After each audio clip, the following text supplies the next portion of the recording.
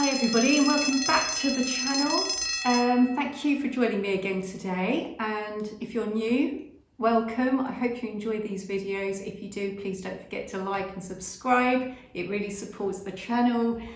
And today I'm going to continue just talking about the French education system for our English speaking children, because the more I've been talking about it lately on the last few videos, the more it's actually reminded me just how passionate I feel about it and just how important this subject area is, because it's such a massive part of the whole transitional experience for our children when they're coming to live from England over to France. We don't seem to really think about just how important it actually really is for our kids to actually adjust, and we always think they're just so adaptable and everything will be fine, but we can't really just appreciate just what an impact and how important that change is for our children, and how it does affect them, you know. And don't get me wrong, I think our children can cope with this very well, and they can have a really positive experience during that transition. They can find it very enjoyable, enriching, empowering, and all of those positive things. However, I do think that we just need to take a moment to reflect a little bit on also the other side of the coin, basically, of that, which is it's going to be inevitably going to cause them some level of worry and stress. They're going to question themselves as well. They're going to question their ability to be able to do it. And, you know, let's face it, all children have that anyway at school, in any school, regardless as to whether you're learning a whole new language or not. You know, school is, you know, it's a learning curve of it, and that's how it is. That's how it should be, and it opens up in all our strengths and our weaknesses of what we're good at, what we're not good at, etc., and what we like, what we don't like. Trying to fit in the class, trying to fit in with our peers, and you know, it's quite a lot going on. And in France, the school hours are quite long. Although, you know, it's good that they have Wednesday off, but the days are quite long. They spend a lot of their time at school. I think the English children do tend to eat a lot at the canteen because we are used to that in the UK. And I just wanted to touch on a little bit more of the equal opportunities and strategies and policies that are set in place in France in order to help English-speaking children when they come into their classrooms, and what is set in place there, what the government offers actually for our children and for English-speaking children. And so I've just been looking into that really, and I've found some interesting information. So France has implemented several programs to support English-speaking children in learning French at school. One of them is the UP E2A, and this is to help the transition into French classes, and help foreign language students improve their French skills and adapt to the French public school system. And there's also an emergency English learning plan that is available. And the Education Minister has aimed for 80% of students to reach an A2 level in English within the next 3 years. And bilingual schools are encouraged, especially at primary level, to enhance language instruction. So it is mandatory to learn English in France from year 2. And then there's the OEPRE, Orientation and Parental Education for Non-French Speaking Parents. And this is to allow parents of non-French children to take free French classes up to 60 to 120 hours per year to better understand the school system and improve their French. And these initiatives demonstrate France's commitment to supporting English-speaking students in their educational journey? You know, I know that, you know, we see France from the UK. When we look at France, it's a very appealing country because it's big, it offers good equal opportunities for all. It's a country of equality, liberty and fraternity, and it represents, to us, it just represents a lovely sunny country, good weather and a good quality of life, and a culture that isn't too different to our own. We have a lot in common. We love the sports, we love good food. Whatever people say, I think the food in England is actually really good now. I think those, what we used to say in the 1980s about English food has definitely worn off, because, you know, English food can be absolutely fantastic, and generally speaking, it is. But coming back to the subject, you know, we do see France as this wonderful, amazing country, which it is, without a doubt. I mean, it really is. But it still does have its downfalls as well. Just like any other country, you know, it's still working on its policies in order to be able to give that equality and level of equal opportunities to all across the spectrum. But there still are, within the school system, the schools in France, there still is that level of social inequality. Your social background, although France is an egalitarian state, absolutely it is, but your social background really still affects your performance and your likelihood to succeed at school. So if you come from a different background, and obviously French isn't going to be your maternal language, that's obviously going to make a huge impact on the rest of your education, unless you catch up fast, okay, and you're going to have to work really hard. So your social background is going to significantly impact your performance at school. Whereas, for example, underprivileged students are really going to feel that, and they're going to have greater difficulties in comparison to their very privileged counterparts and classmates. And that's also why I'm actually really for the school uniform as well.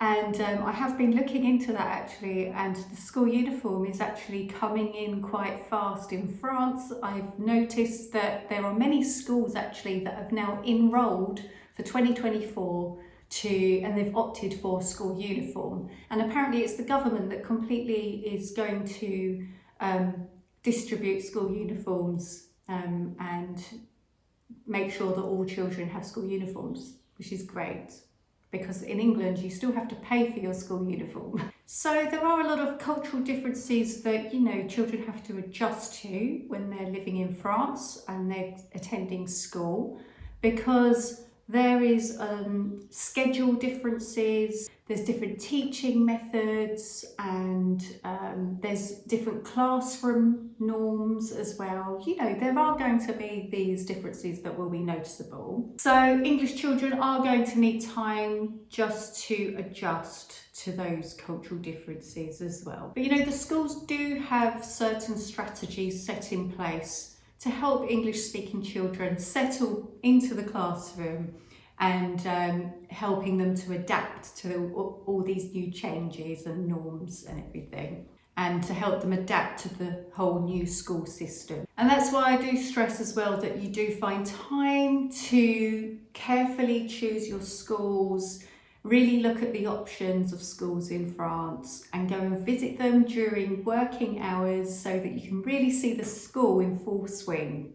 And I really do think that's a really important point actually. Now, as I was saying in the other video, there are an option of all different schools in France. So for ages 3 to 6, there is the maternelle, which is the preschool, which focuses on skills, creativity and pre-reading and writing activities. So it's all like learning pre-reading, learning to writing activities, and just really building on their social skills and creativity and things like that. That's what they really focus on, very similar to the UK. And then you have the élémentaire, which is primary school, ages 6 to 11, covering fundamental subjects like French, math, science and the arts. And they cover all the fundamental subjects like French and maths, science and the arts. Then you go on to collège, which is middle school. So this is your secondary school, and it's ages 11 to 15 with core curriculum and optional subjects. Then you have collège, which is your secondary school or middle school from ages 11 to 15, really studying the core curriculum, so they're just doing all the subjects that you would expect. After this, there is lycée, which is your high school, ages 15 to 18, offering various educational pathways. And then you've got lycée, which is college for ages 15 to 18, and they offer various different pathways for their further studying. So they might go more professional or vocational, or very similar to the UK. So your schooling options really are public schools, which are free, so totally free, which follow the national curriculum, or you have your private schools. Then you have your international schools, ideal for maintaining English proficiency, bilingual programs, and some public schools offer bilingual sessions. To register for any schools, generally it's in March or April. Don't forget to visit your town hall and ask them for any other information that you might want to know about, because they generally can help you with anything regarding to school life. France hosts 85 international schools across 13 different cities, and one of them is Paris. So Paris is home to 44 international schools.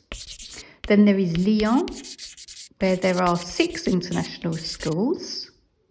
There's Toulouse, where there are 3 international schools, and Montpellier, it hosts 2 international schools.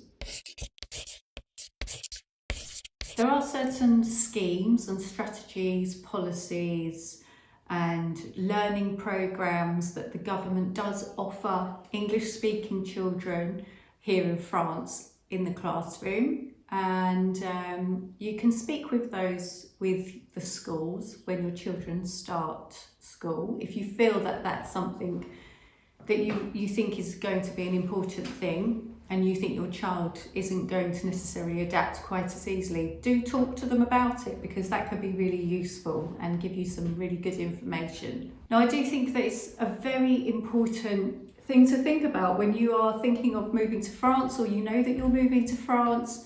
I think you really need to spend that extra bit of time preparing your child and preparing yourselves for the schooling side of things, because it's going to be a massive part of your children's life. And if you can prepare them before moving over as much as possible, I would definitely say that would be a great idea. I mean, if you could come over for some holidays before, maybe you've already done that.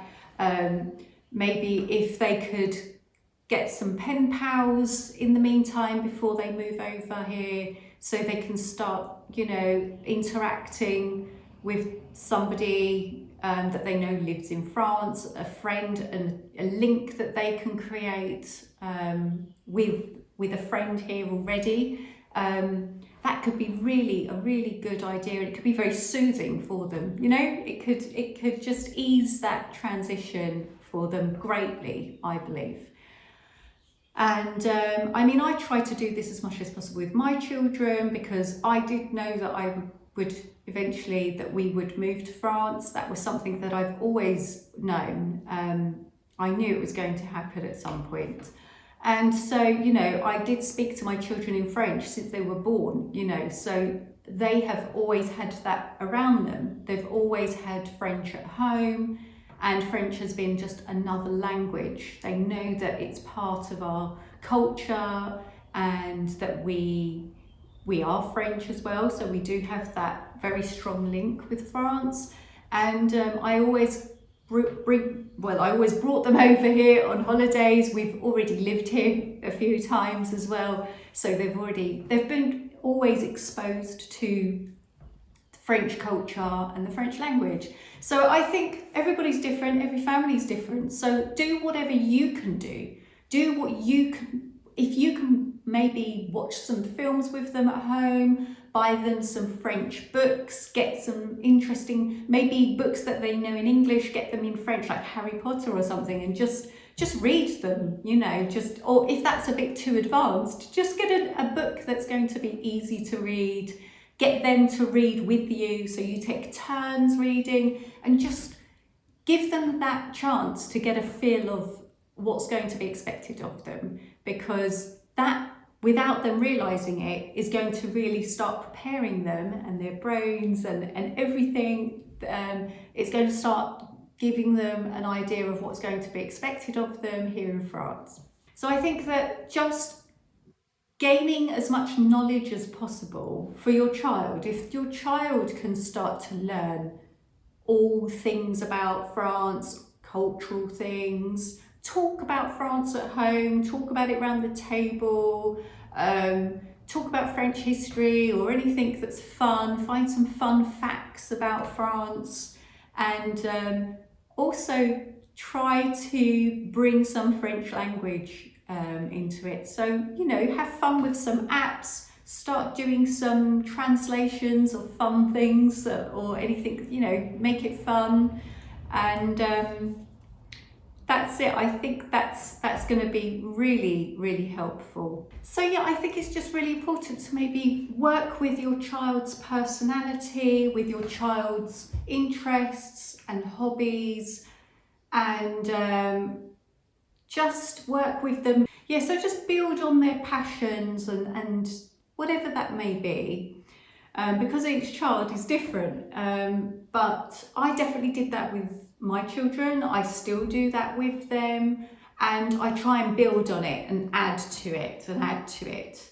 And you know, I like to help them discover everything about life here in France, about the country, and to show them things that they don't realise is there, and yeah, and to make it feel beautiful and special, and you know, for us to realise, you know, how lucky we are, and just the beauty of everything around us. Because yes, we do have to learn a lot of things. There are a lot of serious, you know, things that we have to do in life, and we have to learn, and we have to do all these things. But I think bringing the joy of creativity and discovery into it as well is going to be key into making it work long term, and for them to really ease into their new lives here. So yes, I think when there is homework at school, I think it's always best to be present with them. Don't just send them off on their own to do this.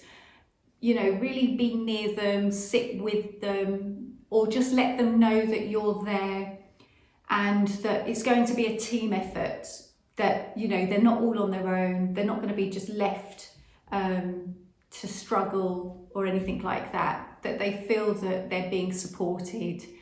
And even though they probably feel like they can't do it, that they can do it, and you're going to do it together. And then one day they're just going to do it on their own. And all being well, they will eventually just tell you to leave them to it, because they can do it now. And that day is great when it comes along. Right, so I hope you've enjoyed this little video today. I like talking about the education system, and when I feel inspired, when I feel like there's something that I've missed, or something I feel that is worth saying again, or anything that I feel is important, I like to make a little video, you know, just to remind myself and just to let other parents know how it feels to be in this position, and you know, that you really do have to think about the education of our children and their experience and what they're going to have to do. And And I can promise you that all of these efforts will pay off. And if you want to be happy and live happily in France, and you want your children to be happy in France, work together, do it together, make sure it's a team effort, listen to your children's needs, listen to what they're saying, listen to their experiences, their worries, their concerns, and also listen to anything else, their happy times, and build on those together. And that is my biggest advice, okay? Okay, so that's all I have to say for today. I hope you enjoyed the video, and I wish you all the best of luck, and well done to everybody, you know, going through that process. You're going to be just fine, and it will get better, and it gets easier. And just enjoy it. Enjoy the learning curve, enjoy it, and have fun with it.